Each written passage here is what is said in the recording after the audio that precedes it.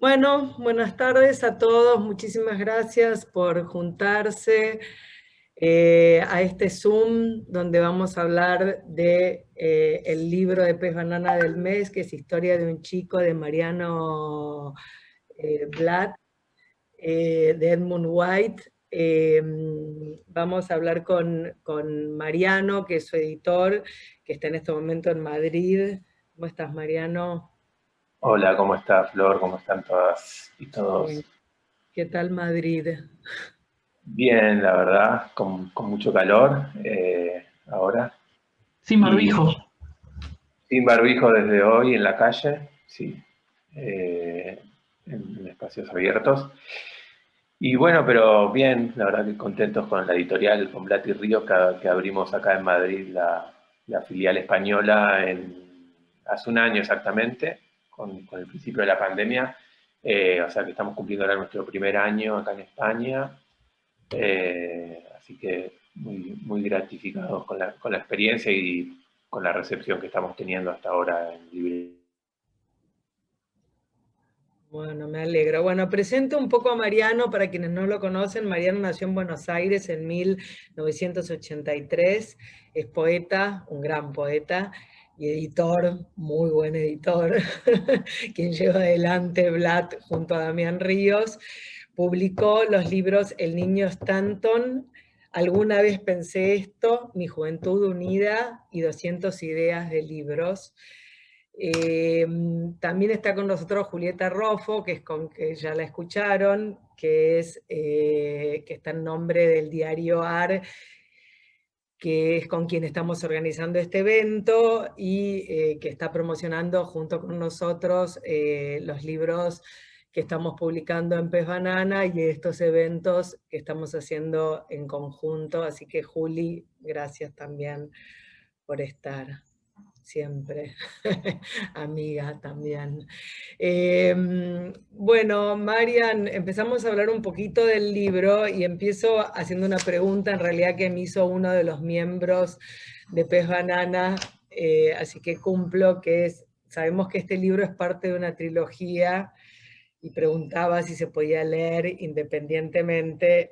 Más allá de esa respuesta, quiero saber digamos, qué planes tienen con el resto de la trilogía desde la editorial.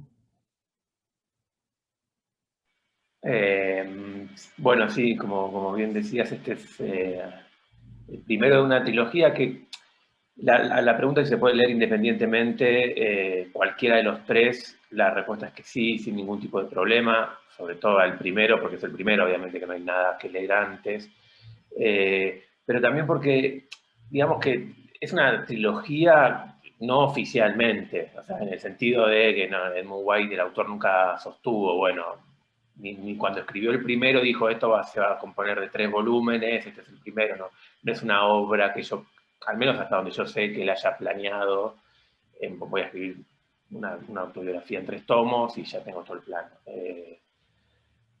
Cada libro es una novela, cada uno de estos 3 libros es una novela de por sí y se puede leer por cualquier persona en cualquier momento y sin saber que es parte de una trilogía y funcionan igual. A la segunda parte de la pregunta, sí, la intención nuestra es seguir publicando a Edmund White en español y cuando digo esto me refiero a prácticamente toda su obra, digamos, idealmente, ¿no? En el mediano y largo plazo, porque tiene muchos libros, eh, pero, pero específicamente lo que sería el segundo volumen de esta trilogía autobiográfica, que sería uno que en inglés se llama The Beautiful Room is Empty, que puede traducirse como la habitación hermosa está vacía, es nuestro próximo objetivo. No hay nada confirmado, estamos trabajando en eso, pero estamos trabajando en eso. Perfecto. Dale, Juli. Sí, Mariano, ¿cómo estás? ¿Cómo están todos? Buenas tardes. Yo te quería preguntar, estamos hablando de Historia de un chico, un libro que White publicó en 1982 en Estados Unidos y que en aquel momento sirvió, es muy autobiográfico y cuenta la historia justamente de un chico, el narrador tiene 15 años, un chico que se siente homosexual, que muchas veces se pelea con sentirse homosexual, que se siente enfermo, pero que igual se siente así. Y en ese momento sirvió de ayuda, según leí bueno, buscando información para esta charla, sirvió de ayuda para muchos chicos que habían atravesado una situación parecida a esa. Lo que yo te quería preguntar es si crees que todavía ese libro puede ser de ayuda en la Argentina en 2021 para quien lo lea. Y también te quería preguntar, no se hacen dos preguntas en una, pero lo estoy haciendo, ¿por qué decidieron editar este libro? Bueno, a ver, voy a intentar, es muy buena la primera pregunta, la verdad. Yo siento que sí, claramente, el libro puede ayudar, siempre los libros que creo que pueden ayudar a algo. Obviamente no de la misma manera en la que quizás puede haber ayudado en ese entonces, en 1982 en Estados Unidos, en el contexto de Estados Unidos, porque se vivían obviamente de situaciones y realidades distintas, y porque el movimiento, la historia del movimiento LGBTI, etcétera, estaba en una instancia muy distinta en el 82 que ahora, en algún punto. Sin embargo, creo que por más que haya habido muchos cambios favorables o positivos,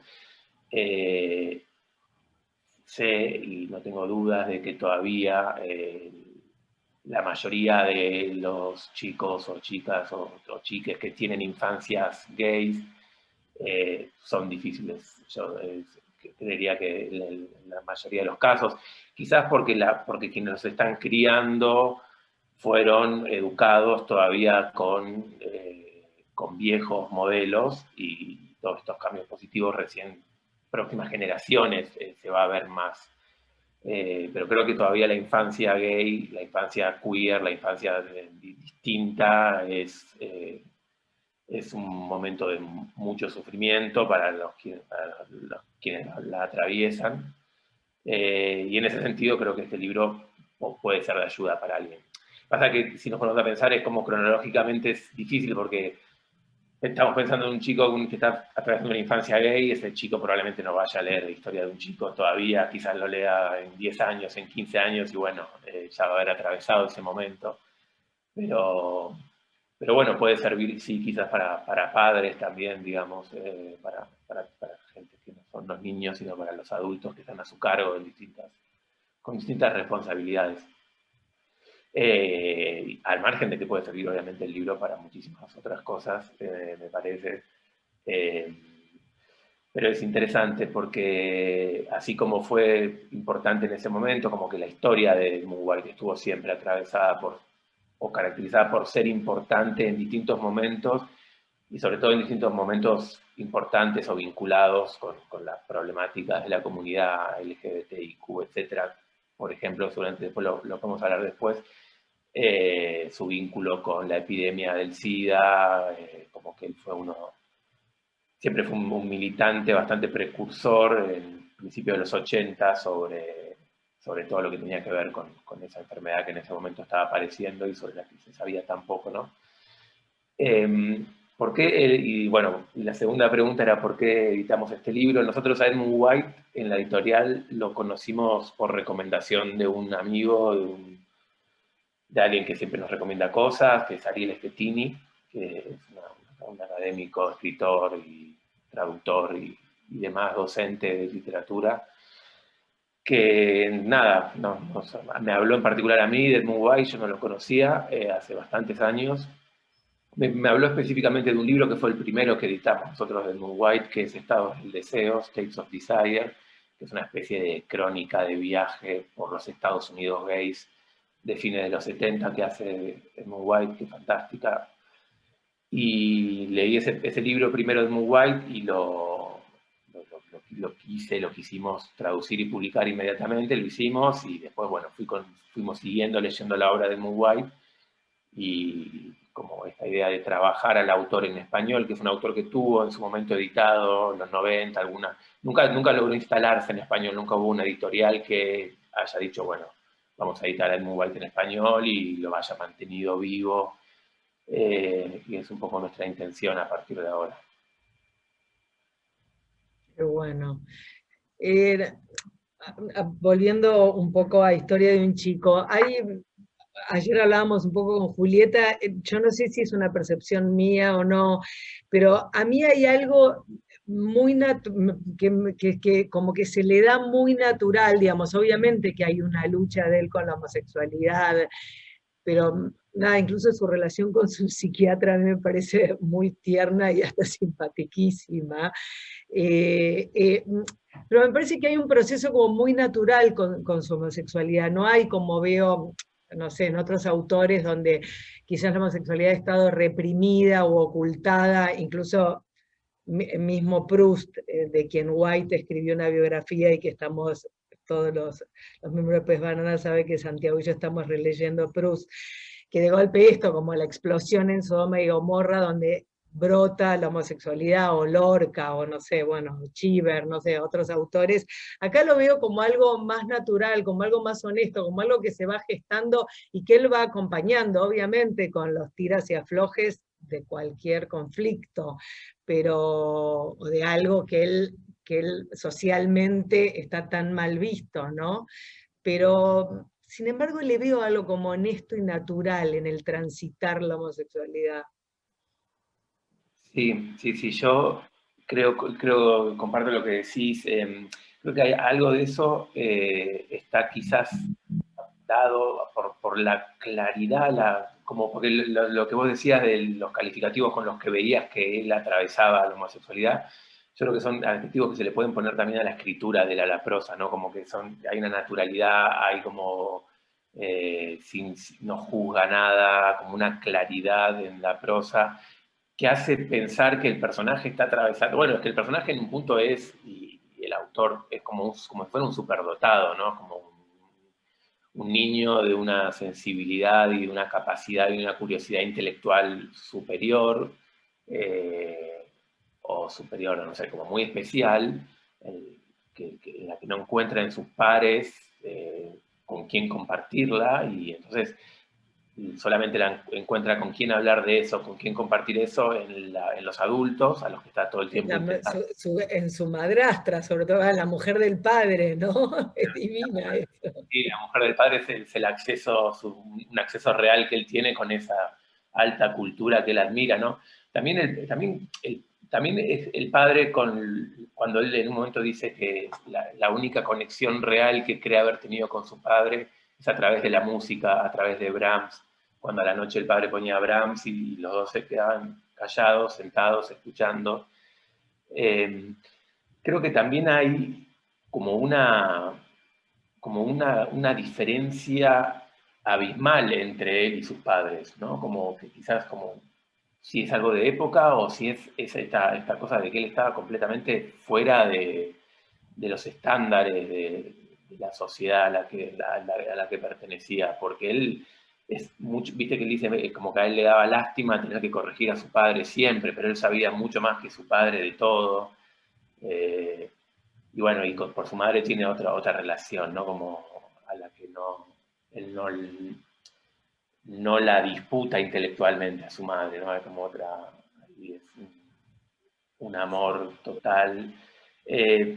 Pero es cierto lo que decís del personaje, pero a la vez es raro porque en realidad el personaje sufre muchísimo y todo lo que hace tiene que ver con ese sufrimiento. Él intenta curarse de la homosexualidad, prueba tener sexo con mujeres, o bueno, le pide a su padre que lo mande al psiquiatra para curarse, porque necesita curarse de eso, se aleja, hace todos los intentos para liberarse de esa homosexualidad, para dejar de atravesarla, pero bueno, al final no lo logra.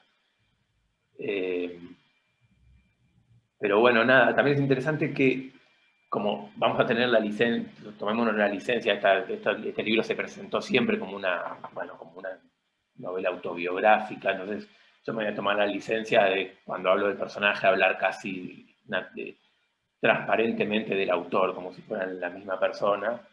También porque en muchos otros libros de Edmund White, que además de la ficción, él tiene muchos libros de memorias de cuando vive en Nueva York, de cuando vive en París, de memorias de sus lecturas. Tiene un libro al que él califica directamente de autobiografía, que se llama My Life, son mis vidas. Pero en todos estos libros de memorias, donde el pacto con el lector es, bueno, esto es no ficción, él cuenta anécdotas, muchas, que son, que las anécdotas muchas aparecen en la historia de un chico como escenas de la novela. Entonces, por eso yo también me tomo esa licencia de decir, el personaje de historia de un chico es muy guay. Y a lo que iba es como que también yo creo que es el tercer o cuarto libro que él publica, y él de hecho tiene antes 2 novelas de ficción en las que, o 3, o 2 novelas y un libro de cuentos en las que el tema homosexual no es explícito, como si él fuera un autor que tampoco no había salido del closet en su ficción. Recién su tercer libro que publica es abiertamente gay, en ficción, aunque igual había publicado las crónicas, pero bueno, para el público de la lectura de ficción, es recién en el tercer libro que él hace eso. No sé dónde estábamos, pero yo creo que es interesante porque yo creo que el autor es de una de las quizás últimas generaciones, o de las anteúltimas, en las que en algún momento de la vida esas personas pensaron que iban a curarse de la homosexualidad que estaban padeciendo, o bueno, o que practicaban, no sé.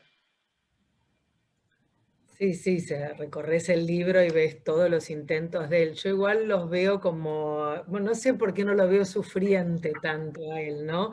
Pero cuando vos hacías recién un paralelismo con la escritura de él, muy al principio, bueno, igual tampoco no es un libro para spoilear, digamos, no hay tanta anécdota para contar más que la infancia de él, pero cuando él tiene una relación con la literatura, de una admiración increíble, de un consumo ávido por la literatura, y muy al principio hay un párrafo increíble que es cuando, digamos, cuando él se da cuenta, o cuando él hace como un quiebre de darse cuenta que nunca va a poder escribir, o por lo menos se relaja con no poder escribir con el nivel de los autores que él viene leyendo, que son, digamos, grandes autores. Y ahí es como, dice, bueno, yo puedo escribir de mi vida tal cual es, y es como que ahí entra la literatura y ahí entra la escritura, ¿no? Una vez que como que baja las barreras y baja un poco la persiana de la autoexigencia frenética, ¿no? Eso es lindísimo también, como permitirse también ser un escritor normal. Sí, pero además viste que ese párrafo, si no me equivoco, termina con, o sea, que él dice, bueno, entonces puedo escribir sobre mí. Salvo que, Exacto. aunque hay unos 3 puntos como, bueno, salvo que si escribo sobre mí, tengo que decir que soy homosexual, como que en ese momento todavía él dice, bueno, no voy a poder escribir sobre. Hay una cosa que yo soy que hace que tampoco vaya a poder escribir sobre mí, porque antes debería, bueno, decir eso. Es como quizás su primer acercamiento a esto, ¿no? Que después por suerte lo vence el autor y el personaje, pero porque lo que le sigue pasando en los otros volúmenes de la trilogía sí lo confirman, pero sí, es muy fuerte eso. Él también lo ha dicho en entrevistas, digamos, ¿no? Como es la época, él no existían modelos para identificarse, y además de que no existían modelos, la opinión general sobre el tema, y la opinión vigente sobre el tema era que era una enfermedad y que, bueno, había terapias para curarla y listo, no se hable más, digamos, ¿no? No, la terapia del doctor O'Reilly es realmente espectacular. Toda la relación con el psiquiatra y la experiencia del psiquiatra que había pasado la guerra en la Polinesia, ¿no? Incluso le da bastante palos a Freud. Es maravillosa esa relación.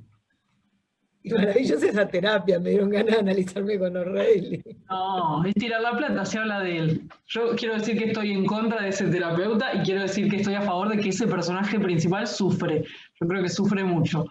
Sí, aunque no niega lo que le pasa, pero creo que sufre. Yo te quería preguntar, Mariano, hablamos, antes dijiste que el narrador era una especie de superdotado en su lenguaje, en todo lo que piensa, en todas las ventanas que abre, tal vez en las lecturas que hace. Y también me parece que es un adolescente que está como con los 5 sentidos muy abiertos a las experiencias que pueda tener. Y eso un poco se ve en la escritura de ese personaje, de ese narrador, porque por ahí a mí me llamó mucho la atención que es un libro muy adjetivado, las descripciones son muy minuciosas, muy exhaustivas. ¿Cómo fue el trabajo de los traductores para no perderse ese trabajo que había hecho originalmente White? Bueno, un trabajo arduo, porque sí, traducir a Edmund White no es sencillo, porque tiene unas construcciones larguísimas, tiene oraciones largas, como a proustiano, ¿no? Digamos, ¿no? Es muy proustiano. Y tiene esas imágenes que también son fascinantes, estas oraciones largas que, o sea, empieza a describir algo, pero no sabes qué está describiendo o por qué está describiendo eso y dónde va a terminar esa descripción, pero todo lo va hilvanando como de una manera, está como tejido de una manera que fantástica, magistral. Y bueno, el trabajo de los traductores, habría que preguntarle a los traductores cómo hicieron, pero fue traducido por Mariano López Seoane y Mauro Gentile, también con sugerencias de nosotros, de los editores, con un trabajo de corrección tanto de ellos como de nosotros, varias vueltas de idas y vueltas de corrección, para pulir un texto que justamente merece eso, que no pierda el pulido de la prosa, como eso que tiene. Y nada, no sé, que deberían decirlo los traductores, pero para mí fue clave eso, porque es un libro que se puede malograr si. Por suerte, Mariano López Seoane tiene como también él trabaja y vivió y da clases en la NYU, en Nueva York, estudió en Estados Unidos, como tiene un conocimiento de la cultura norteamericana muy profunda también, y eso es importante también porque el libro también está como ambientado en un Estados Unidos profundo, el Midwest, en los años 50, como que tiene una carga cultural y de lengua del inglés que está muy arraigada con Estados Unidos. Entonces, además del trabajo de traducir, había como un trabajo de poder comprender todo ese bagaje cultural para poder trasladarlo, digamos. Ok, ¿y en España lo van a sacar? O sea, ¿va la misma traducción? Porque es algo de lo que yo me quejo bastante de las traducciones gallegas. No, en España también salió Va a ahora. venir una venganza ahora y empezar a hacer traducciones argentinas a los españoles. Nosotros salió acá con la misma traducción, pero adaptada. Nosotros lo que hacemos es adaptarla. Trabajaron unos correctores de acá de España y nada, corregimos las traducciones para que sean amenas y agradables al oído del lector ibérico, digamos. Porque así como decís vos, que nosotros estamos acostumbrados a sufrir traducciones muy castizas, cuando nosotros abrimos Latríos acá en España y trabajamos la traducción en el catálogo y lo que pensamos es que en realidad lo importante es obviamente la experiencia del lector, y para nosotros es importante que los lectores españoles con nuestros libros tengan una experiencia de lectura satisfactoria. Entonces postergamos la revancha para privilegiar la experiencia de lectura, porque obviamente igual está las ganas, la calentura de decir, ahora vamos a aplicar nosotros. Pero en realidad los lectores no tienen la culpa, ¿no? De los editores. No, era un chiste, no, obvio, lo entiendo, no, además sobre todo en las escenas, no sé, o por lo menos a mí en las escenas sexuales es como, realmente si lo estoy leyendo una traducción gallega, como que me saca totalmente, ¿no? Sí, O sea que sí. es importante que esté bien, digamos, que para los españoles esté también bien traducido el libro. Aparte acá son mucho menos intolerantes, muchos más intolerantes, perdón, que allá. Casi que no conciben que haya traducciones que no se hayan hecho en España de libros, ¿no? Como no lo pueden entender.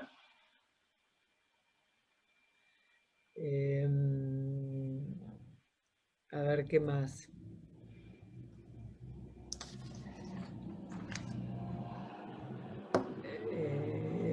Bueno, a ver, contanos un poco más de Estados del Deseo, ¿no? ¿Querías vos preguntarle, Juli, o no? Yo quería preguntar una más sobre Historia de un chico, Ok. antes de pasar. Yo te quería preguntar esto, vos hace un ratito dijiste que, y también aprovechando que vos sos escritor, además de editor, dijiste que probablemente Edmund White haya sido parte de una última generación que creía que se podía curar de la homosexualidad, que es lo que su personaje busca de muchas maneras. ¿Para qué crees que podría haberle servido este libro? Hablamos de cómo le ayuda al que lo lee. ¿Para qué le pudo haber servido al que lo escribió? ¿Y para qué sirve escribir en general para el que escribe? Bueno, qué difícil eso, ¿eh? Lo que dije, obviamente lo de que dije que es la última generación que creía que esto se podía curarlo, lo digo sin rigor histórico, no lo digo así medio al pasar, creo que solamente lo podemos chequear un poquito, pero bueno, debe andar por ahí. Al mismo tiempo, pensando cuando me preguntabas y volviendo a decir, como que también, en realidad, o sea, la primera pregunta tuya también era si esto le podría haber servido o puede servirle a niños ahora, lo que sea. También es cierto que en este libro, en realidad, aunque a Flor le pareció que no, yo creo que en realidad la experiencia que él tiene no deja de ser traumática, o sea, y el libro no vamos a spoilear, pero no tiene un final feliz, sino más bien lo contrario, diría yo. Digamos que acá tenemos un niño conflictuado con su homosexualidad cuyo objetivo va a ser curarla o cambiarla, y al terminar el libro no lo logró, pero tampoco aparentemente al terminar el libro logró amigarse con su homosexualidad, digamos. Sigue, no está resuelto ese conflicto. Después con los otros dos mejora, o sea que al que busca que esto le sirva para algo debería leer los otros. Ahora, ¿para qué le habrá servido a él escribirlo? Él, por lo que sé, lo publicó en el 82, pero yo creo que lo escribió en el 80, 81. En la biografía real de Edmund White, en el 80, 81, Edmund White ya estaba viviendo en Nueva York, era un adulto independiente, con buen trabajo, con muchos amantes, que practicaba su homosexualidad, o sea, que estaba metido en la comunidad gay de Nueva York, o sea, ya había salido del closet, o sea, no tenía ningún tipo de conflicto él ya con su homosexualidad en la vida real. Entonces yo creo que no es un libro que a él le haya servido para decir soy gay y me acepto, pues ya lo había hecho cuando escribió ese libro, ya lo había hecho y ya era integrante, un integrante aparte muy privilegiado de la comunidad gay de Nueva York en esa época. Quizás, entonces es difícil saber, porque quizás él le habrá servido para cicatrizar heridas con su familia, para reencontrarse con su... para hacer. Creo que él, en algunas entrevistas, no sé si lo citaron ustedes, o a él le preguntan, esa típica pregunta de qué le dirías a ese chico ahora, y él dice, creo que la respuesta dice que tenga paciencia, que las cosas mejoran. Creo que algo así dice. Como que, se pone mejor. Se pone mejor, it gets better, claro. Le hablaba a ese chico desde el 82, desde cuando lo publicó. Nada, así que quizás le habrá servido para... Yo creo que también a él todo lo que escribe le sirve para... Porque es difícil porque habría que spoilear mucho el final, pero viste que al final el personaje hasta comete un acto que lo transforma en un ser vil, o sea, o nefasto en un punto, ¿no? Y él cuenta esa historia, ¿no? Y en algunas entrevistas, o sea, él como personaje se hace quedar mal al final de la novela, ¿no? Hay como se hace quedar muy mal, de hecho. O sea, como que creo que en todas estas cosas, estas pistas que estoy tirando, estará la respuesta muy compleja de para qué le habrá servido al escribir eso, ¿no? Sí, de todos modos, todo el camino que él atraviesa en la búsqueda de curarse, y curarse es la palabra que él usa, ¿no? De su homosexualidad, digamos, el psicoanálisis como nombraba, pero también la religión, digamos, cuando él empieza a hablar de religión y habla como, digamos, comparando la religión con un teatro de ópera, es maravilloso, digamos, como, digamos, todos los lugares por donde va atravesando en su reflexión sobre su sexualidad, son pasajes súper interesantes, digamos, o sea, como se mete de lleno, o sea, se mete de clavado en cada tema, ¿no? Para desmenuzarlo y para tratar de entenderse o de entender qué es lo que le pasa, ¿no?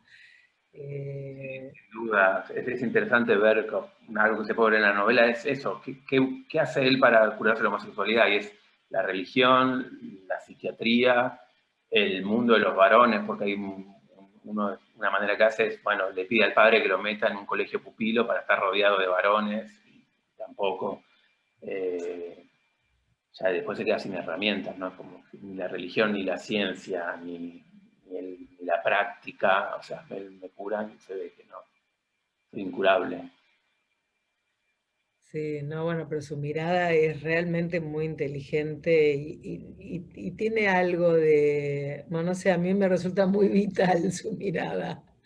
Pero quizás esto también porque es el final o porque lo leo ahora y es un tipo que vive en Francia, que lo ve, la verdad, bastante feliz. No, no, Yo creo ¿no? igual lo que hay es vital porque o sea, para mí es un autor, todas sus obras, que tiene una lucidez de otro planeta, ¿no? Es como la mirada tan clara, tan clara, una mirada tan brillante, tan audaz, tan inteligente, como con tanta perspectiva histórica, como es un intelectual brutal, ¿no? Como tan erudito y al mismo tiempo sensible y generoso, porque para mí estos libros es como de una generosidad. Yo pienso como que, me imagino que él debe ser un ser con una riqueza tan vasta de conocimiento, de alta cultura, de lectura, de teoría sobre el arte, sobre la escritura, sobre todo.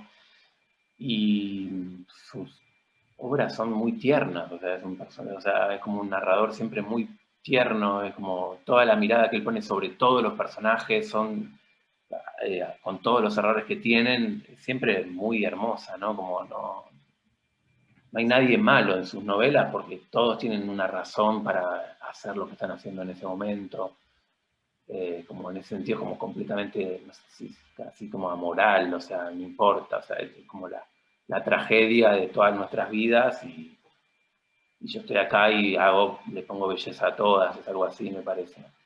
Sí, sí, hay una mirada piadosa y sí, tierna, es eso, como luminosa sobre todo, porque no, realmente incluso con sus padres, digamos, no terminás odiando a nadie. Y otra cosa que me pareció también interesante es esto, digamos, cómo él habla de literatura a lo largo de todo el libro, que muchas veces, eh, bueno, a mí en Pez Banana, a mí a Santi nos preguntan como con qué seguimos, con qué leemos, y muchas veces, ¿no? Hay que detenerse en los autores que nos gustan y comulgar un poco en ellos, y los mismos autores te dan pistas sobre qué leer, pero digamos, tiene una mirada sobre la literatura muy enriquecedora y nada es novo, o sea, en ningún momento te hace sentir como si no leíste a Proust, a Dante, no sé qué, digamos, como te los introduce de una manera tan amigable que te parece como que es reabarcable toda la literatura y que está ahí, ¿viste? Es divino eso, es como muy generoso, me encanta. Sí, sí, sí, sí, sí. O sea, obviamente yo no lo conozco, pero bueno, también. Él como tiene una tradición de docencia muy importante en Princeton, en muchas universidades, y por lo que percibí, por lo que se puede ver de él, de entrevistas o escritores que hablan de él, o gente que lo pudo entrevistar, cosas así, como parece ser como una persona súper buena, como muy amigable, digamos, muy generosa. Él está Sí. vivo, vive en Nueva York, ¿No vive en París ahora? no, vivió en París en una época, pero vivió muchos años en París, pero ahora vive en Nueva York con el marido, que es divertido.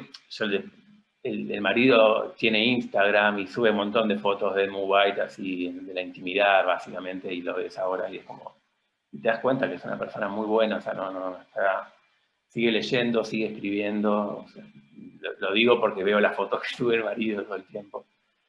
Sí, en una entrevista le preguntaban, y bueno, ahora, digamos, que ya está grande, digamos, y el mundo gay, y entonces dice, no, a veces me meto en algunas páginas que se llaman Silver Daddy, que son como viejos gays, para divertirme un rato, pero nada, como que ya está casado, instalado. Sí, sí, sí, sí, sigue teniendo. Es que él también, al leer las crónicas, después tiene épocas como de muchísima adicción al sexo. En los 80 en Nueva York, de tener sexo en la calle todo el tiempo, y en París también.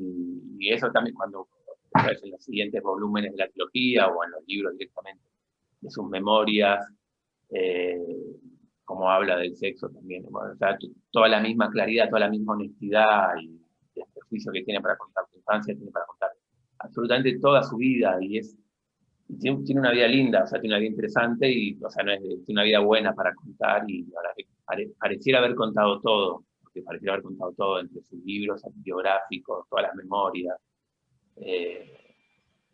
Hay un montón de libros de él para leer, los que tienen la posibilidad de leer en inglés. Hay un montón de libros para leer, y en esto que hablabas de por dónde seguimos, tiene un libro que se llama The Unpunished Vice, que sería algo así como el vicio no castigado, que es un libro sobre sus memorias de lecturas o sobre sus lecturas. Entonces va contando todas las cosas, muchas de las cosas que leyó y cómo le influyó cada cosa, qué sacó de cada cosa.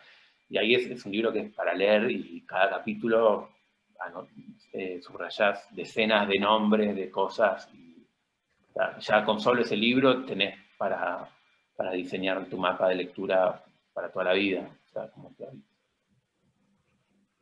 ¿Querés contarnos, Mariano, un poco sobre Estados del Deseo, que es el otro libro de White que editó Blatty Ríos, el primero que trajeron acá?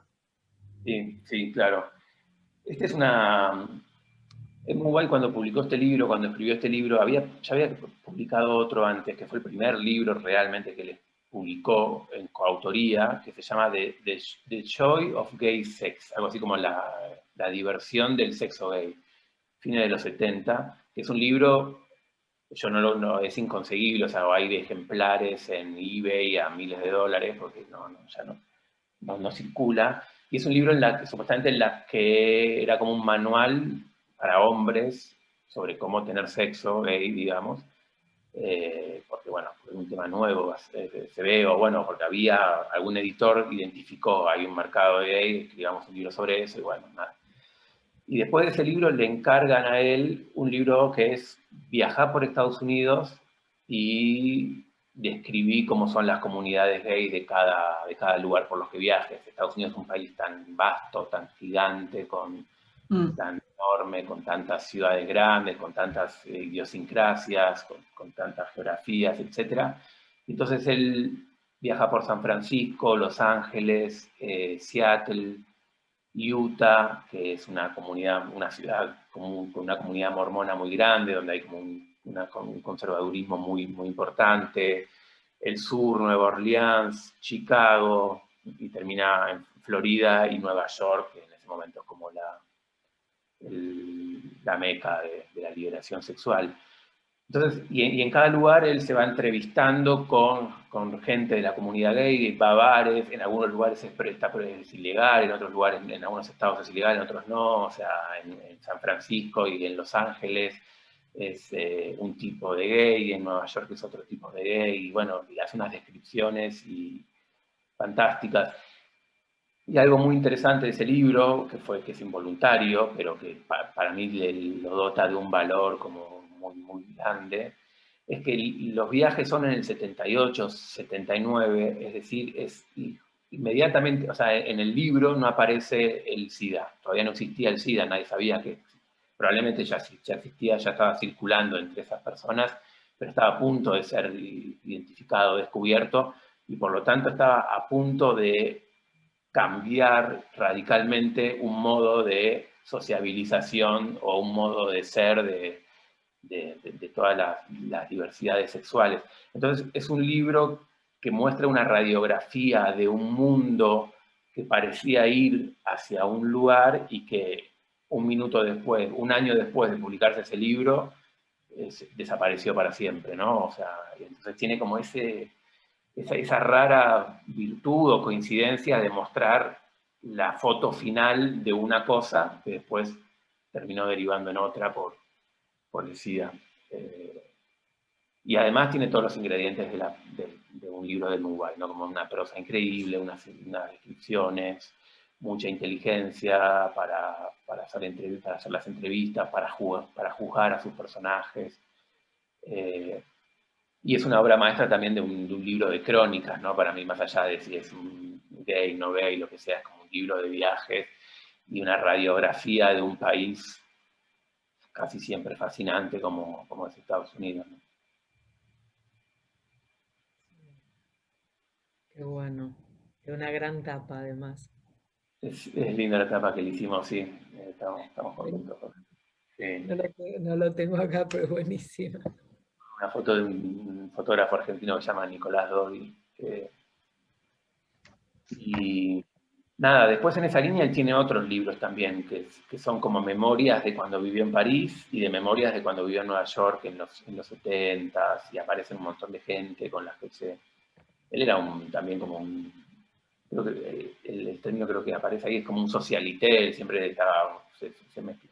Él debe tener una conversación muy agradable. Él lo dice, aparte era como un ser afeminado, como refinado, muy curioso, entonces entraba, se codió con toda la alta cultura neoyorquina y parisina. Tuvo muchos amigos millonarios en París, lo invitaban a lugares. No sé, tiene historias fantásticas que aparecen en esos libros, ¿no? En sus memorias de París, de Nueva York. Y en muchos de sus libros también aparecen esas cosas, que es como inagotable la cantidad de anécdotas que tiene. Sí, lo social muchísimo, ¿no? Sí. Lo social que debe haber estado divertidísimo. Sí, la verdad que sí. Por suerte lo sabe contar. Muy buen cronista me pareció, y no es fácil, ¿viste? Como contar lo social. Bueno, nada, me parece un gran escritor y un gran cronista de todo, porque digamos, el mapa homosexual de Estados Unidos también es verdad que no es fácil, pero... Bueno... Y No, no, quiero agregar que... Dale, Mariano. no, también decía como que hablamos de su capacidad como narrador, de su capacidad como cronista, memorista, y después está la otra pata también de su obra, que es él como biógrafo. Él escribió una biografía, escribió 3 biografías, de Proust, de Rimbaud y de Genet. Y son las 3 fantásticas. La de Proust y la de Rimbaud, biografías breves, muy hermosas, muy fáciles de leer, muy bonitas para leer. Las 2 tuvieron traducciones al español a principios de los 2000. No son fáciles de conseguir, pero en Mercado Libre capaz que alguno o algo de eso. La de Proust, por lo menos en Mercado Libre, está seguro. La de Rimbaud creo que en Argentina no se consigue mucho, pero tuvo una edición en 2010 en Lumen, por si alguien quiere buscar. O bueno, de vuelta, si pueden leer en inglés, las recomiendo obviamente en inglés. Y la de Genet sí, ya es un libro más de una de esas biografías de 600 páginas, pero también Lo que pasó es que la de Genet entiendo, una de las primeras, si no la única biografía de él. De Proust y de Rimbaud había un montón de biografías. Lo que él quería hacer no era una biografía de esas completas, sino una lectura o una presentación de los personajes, y son las 2 muy hermosas. Y con eso se completa un poco esta capacidad que tiene, estas secciones en las que podríamos calificar su obra, ¿no? Ficción que se puede dividir en la ficción autobiográfica, y después tiene libros de ficción pura, ¿no? En las que son invención, o sea, los personajes no son él, cuenta historias, tercera persona, personajes, una novela histórica, tiene otros, eso también lo tiene en su ficción. Y bueno, después eso, memorias y biógrafo. Completo. Bueno, Yo quería decir algo cortito en relación a esta, cuando decís cuando contaste bueno, de qué va Estado del Deseo, esta crónica, y de justamente su valor como cronista. A mí me parece que Historia de un chico, que es el libro del que hoy estamos hablando, también tiene como un valor de crónica, porque toda esa sociedad, ahí está, muy bien, digamos, toda esa sociedad que lo rodea y que también es parte de la sensación que tiene él de sentirse enfermo, es lo que le hace espejo para sentirse así. Entonces me parece que eso también se ve mucho en este libro que ahí Florencia les acaba de compartir la tapa. No Sí, sé sí, si quieren, sí. no, sí, sí, es un retrato de Estados Unidos de la segunda posguerra, Midwest, clase media, clase media alta, Estados Unidos blanco, digamos, y es como muy específico. Eh, y recién como vuelvo a la primera pregunta, porque recién se me ocurrió eso, como que en realidad también es una novela sobre estar fuera de lugar, ¿no? Entonces pues, yo creo que desde ahí puede servir a un montón de gente, ¿no? Como cómo sobrevivir a estar fuera de lugar. Fuera de Sí, lugar. por eso es una novela de iniciación que, digamos, había Sí. muchas partes que a mí me hacían acordar mucho más a Salinger o a la Lorrie Moore de Hospital de Ranas, que no sé, a Libet, por decirte algo, como de literatura gay, pura y dura, ¿no? Como es un libro de iniciación, sí, con las dificultades que es crecer y vivir siendo niña, Totalmente. Sí, sí, sí. ¿no? Sí. Bueno, ¿alguien quiere hacer una pregunta? ¿Alguien quiere hacer algún comentario? Viene una tarea de desmutear. Es su momento, ¿eh? Sí, ahora pueden levantar la mano o hablar. Nadie. Cuesta a veces arrancar con las preguntas, opinar, nada. Pueden decirlo. Quizás su pregunta inspira a otras. Yo mientras cuento algo un datito lindo de su biografía, que también, o sea, para entender la otra época en la que vivía y otros lugares. Él cuando llega a Nueva York, uno de sus primeros trabajos es en la revista Time, pero en todo el conglomerado de revistas Time y de ediciones de Time, no sé, como si fuera una empresa editorial grande. Y su trabajo era ser epigrafista, es decir, escribir epígrafes para las fotos de las revistas. Wow. Sí. Entonces le llegaban a ellos, al departamento de epigrafistas, la revista maquetada con notas y fotos de distintos temas, ¿no? Y revistas, esta era una editorial de revistas, había revistas de actualidad, capaz revistas de historia, revistas para la mujer, para la ama de casa, bueno, entonces tenían que escribir epígrafes de fotos, pero él cuenta que ese trabajo le demandaba muy poquito tiempo, o sea, era como, bueno, en media hora escribí los epígrafes y después tenía 6 horas en la oficina sin nada que hacer, con acceso a una biblioteca enorme, porque para escribir los epígrafes sí accedían a libros, porque quizás sí era una revista de arte, bueno, para poder consultar cosas, no había internet obviamente. Entonces él se la pasaba ahí leyendo cosas, pero digo como qué mundo, ¿no? En el que daba para vos trabajar de escribir epígrafes en esa especificidad. Ojalá pudiéramos trabajar de escribir epígrafes. Qué bueno. Quien Bueno, pudiera, pero ¿no? algo de cancha le dio. No, imagínate, sí, sí, sí, sí.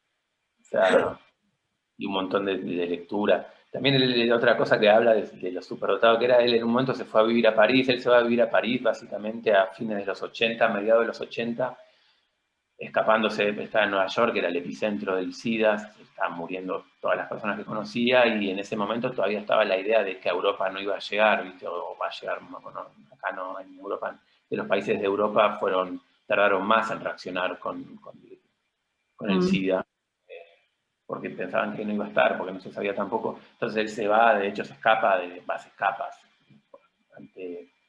al ver que todos sus amigos se morían, o sea, nada, se va a vivir a París. No sabía francés y aprende y empieza, y para sobrevivir se ofrece como enviado de medios norteamericanos. Entonces los medios norteamericanos lo mandan a entrevistar a gente en francés y él no sabía francés, pero igual iba y de alguna manera hacía las entrevistas y se las entregaba y sobrevivía así, y aprendió francés, él cuenta leyendo el diccionario, tirado en el sillón, estando días enteros leyendo el diccionario en francés, ¿no? Palabra por palabra, aprendiéndose el significado, y así fue como aprendió francés. Nada, cuento anécdotas para mientras la gente se anima a preguntar. Si no veo ninguna manito igual, están todos muy calladitos. Mientras tanto, si querés, aprovecho para contar, por si les dio ganas de leer un poco este libro, en el diario AR, en la edición de hoy, está publicado el arranque de Historia de un chico, pueden ahí empezar a leerlo. Está la guía de lectura que armó Pez Banana, también publicada a través del diario AR, y bueno, obviamente de ahí, derecho viejo para Blatty Ríos, ¿no? Sí, exacto. Sí. Y bueno, y los que se enganchen y no puedan esperar las traducciones en español, lean en inglés. Aunque no debería estar diciendo esto, pero sí. O sea, porque no, vamos a esperar todas las ediciones de Blatty Ríos, Mariano. Eso lo reafirmo, nosotros vamos a... Esto es una banda. Es como la banda que él tenía en el colegio de los fumadores. No te vamos a alargar la mano, no. Bueno, si no hay preguntas, entonces, nada, les agradecemos muchísimo al diario AR por la amistad, por el apoyo que nos da con difundir la literatura, a Mariano, que está fuera de hora en España, trasnochando por nosotros para encajar en un horario que a los argentinos nos venga bien.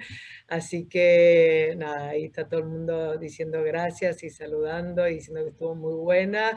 La entrevista va a quedar guardada en las redes de Pez Banana, así que quien no pudo verla podrá verla más adelante.